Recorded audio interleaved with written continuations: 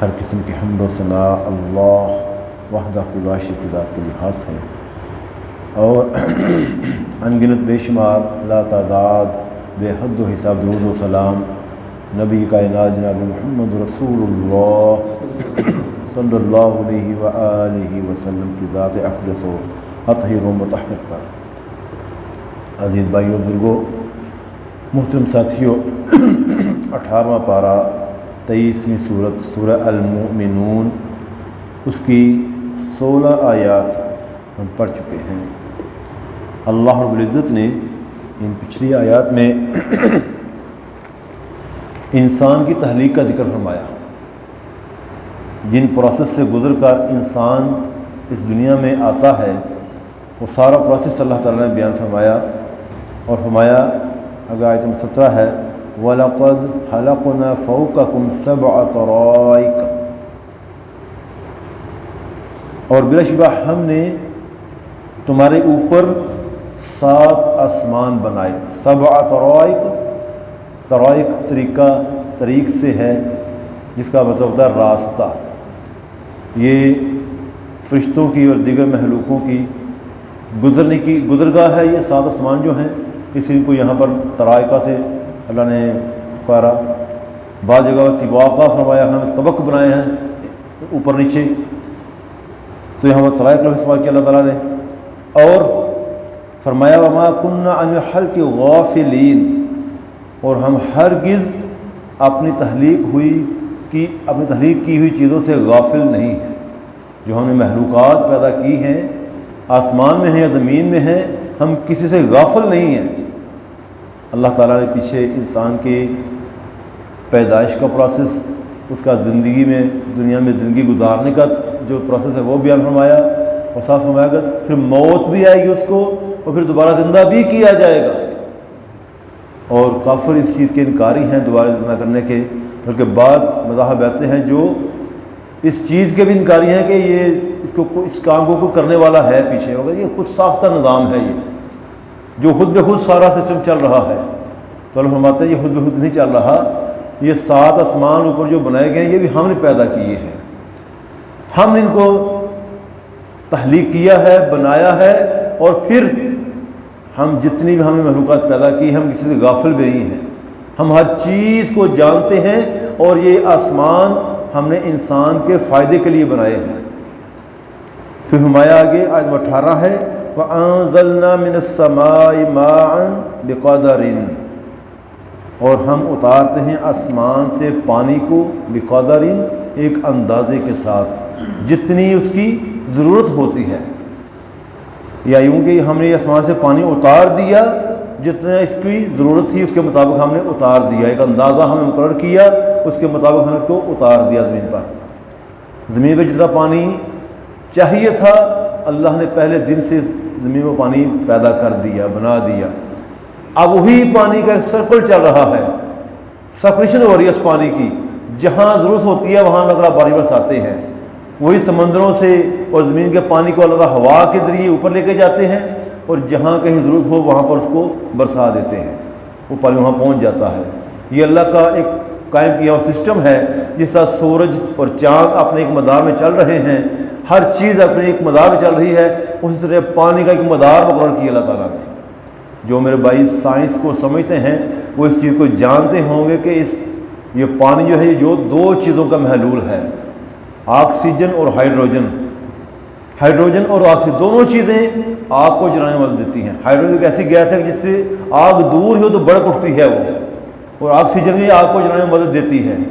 یہ دونوں چیزیں آگ کی ہیں، آگ ہی ہیں، اور اس سے اللہ نے پانی کو پیدا کیا۔ یہ بھی تخلیق رب کی ہے، قدرت رب کی ہے، اللہ جو چاہے کر سکتا ہے۔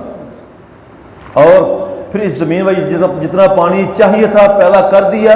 اب ہماری خلا میں ہوا میں بہت ساری ہائیڈروجن اور آکسیجن موجود ہے، جسے ہم سانس بھی لیتے ہیں، ہمیں سانس میں مدد دیتے ہیں، جو درخت بھی اسے سانس لیتے ہیں اس کو استعمال کرتے ہیں اپنی وہ گروتھ میں۔ اور اب وہ ہائیڈروجن گیس سے مل کر پانی نہیں بن رہی، وہ جتنا پانی چاہیے تھا اللہ نے زمین بنا دیا۔ اب وہ ہائیڈروجن گیس اور آکسیجن گیس خلا میں موجود ہیں، لیکن اب وہ نہیں مل رہی آپس میں، کیونکہ اللہ کا حکم نہیں ہو رہا۔ اللہ نے جتنا پانی زمین میں چاہیے تھا بنا دیا ہوا ہے، اب وہی پانی زمین میں سرکل کر رہا ہے، ہوا کے ذریعے وہ آب ہارے بن کر اوپر چڑھتا ہے، بہارا بن کر اوپر چڑھتا ہے اور وہاں سے پھر نیچے آتا ہے، جہاں ضرورت ہوتی ہے وہاں اللہ اس کو برسا دیتے ہیں۔ یہ سسٹم ہے اللہ تعالیٰ کا پیدا کیا ہوا، اور یہ انسان کی اس چیز کے لیے ہے کہ انسان اس چیز کو سمجھے کہ کون ہے جو ایسا کچھ کر رہا ہے، جو اس چیز کی انکاری ہے کہ انسان اس سسٹم خود بہت چل رہا ہے، وہ یہ سوچے کہ یہ کیسے چل رہا ہے، اس کو کچھ چلانے والا ہے پیچھے کوئی۔ پھر اللہ فرماتے ہیں فَأَسْكَنَّاهُ فِي الْأَرْضِ، پھر ہم نے اس پانی کو زمین میں ٹھہرا دیا، جہاں جتنی مقدار چاہیے تھی وہاں اس پہ اتنی مقدار اس کی ٹھہرا دی ہم نے، ایک اندازے کے مطابق۔ ایک وہ تجزیے کے مطابق زمین پر 3 حصے پانی ہے اور 1 حصہ خشکی کا ہے۔ اگر 4 حصے کیے جائیں زمین کے تو 3 حصے پانی ہے، 3/4 پانی ہے اور 1/4 جو ہے یہ 1/4 یہ خشکی ہے۔ تو یہ بھی اللہ کی ایک قدرت ہے کہ اللہ نے پانی کو زمین کی گروتھ کے لیے بنایا، انسان کے فائدے کے لیے بنایا، اور پھر اس کو ایک اندازے میں باندھ دیا۔ اگر یہ سارا پانی زمین میں نکل آئے، باہر آ جائے، تو زمین تو ایک چند لمحوں میں بہا کے لے جائے پانی سارا۔ وَإِنَّ عَلَىٰ ذَهَابٍ بِهِ لَقَادِرُونَ، اور ہم جب چاہیں اس کو اٹھا بھی سکتے ہیں۔ یہ بھی بات مشہور ہے، جب قیامت آئے گی نا تو یہ سمندر جو ہیں یہ نکل آئیں گے باہر، زمین کو بہا کے لے جائیں گے۔ یہ پیچھے ہم نے دیکھا بھی تھا، وہ انڈونیشیا میں ملائیشیا میں جو سیلاب آئے تھے، وہ سمندر کا پانی اس قدر نکلا ہے کہ وہ مکانوں کے مکان بہا کے لے گیا، وہ ایک پہاڑ کی مانند تھا۔ وہ اللہ کی قدرت ہے، اللہ جو چاہے کر سکتا ہے۔ یہ پیچھے ترکی میں زلزلہ آیا ہے، اس قدر شدید زلزلہ کہ پورا شہر تباہ ہو گیا ہے۔ اب ہمارے پاکستان میں پچھلے 2-3 سال پہلے سیلاب آئے ہیں، اس قدر سیلاب تھا وہ بھی کہ کئی بستیاں بہا کے لے گیا۔ وہ یہ اللہ کی قدرت ہے، اللہ نے پانی کو جو حکم دینا ہے وہ اس نے تباہی مچا دینی ہے۔ جب قیامت آنی ہے تو اللہ کی یہی چیزیں جو ہیں، یہ پانی اور یہ پہاڑ، یہ چیزیں اللہ کے حکم سے یہ اڑیں گی اور اس پوری زمین میں جتنی بھی چیزیں سب کو وہ فنا کر دیں گی۔ اس لیے ہمیں ہرگز اس گمان مت رہنا چاہیے کہ ہم بس آئے ہیں، جو چاہے کریں، جو چاہے جیسے چاہے رہیں اور پھر چلے جانا ہے، کوئی ہم سے پوچھ گچھ نہیں ہونی۔ اللہ فرماتے ہیں ہم ہر چیز پر ہم قادر ہیں، ہم اس چیز پر قادر ہیں۔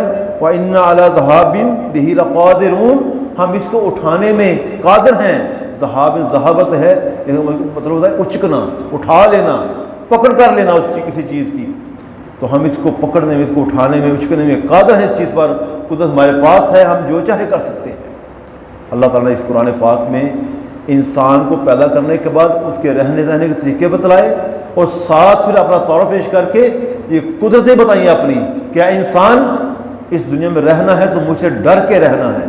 اے میرے بندے، اس دنیا میں رہنا ہے تو میرے حکم کے مطابق عمل کرنا ہے، اپنی مرضی نہیں چلانی ہے آپ نے۔ جب میری مرضی مطابق چلو گے تو پھر تمہیں جنت ملے گی۔ یہ جو وارث کا ذکر ہوا پیچھے، وہ وراثت تبھی ہمیں ملے گی جب ہم اللہ کے حکم کو مانیں گے۔ جب ہم نہیں مانیں گے تو وراثت ہمیں نہیں ملے گی، ہمیں آگ کر دیا جائے گا۔ اللہ تعالیٰ ہمیں ان باتوں کو سمجھنے کی توفیق عطا فرمائے۔ وَأَقُولُ قَوْلِي هَٰذَا أَسْتَغْفِرُ اللَّهَ لِي سُبْحَانَكَ اللَّهُمَّ وَبِحَمْدِكَ نَشْهَدُ أَن لَّا إِلَٰهَ إِلَّا أَنتَ نَسْتَغْفِرُكَ وَنَتُوبُ إِلَيْكَ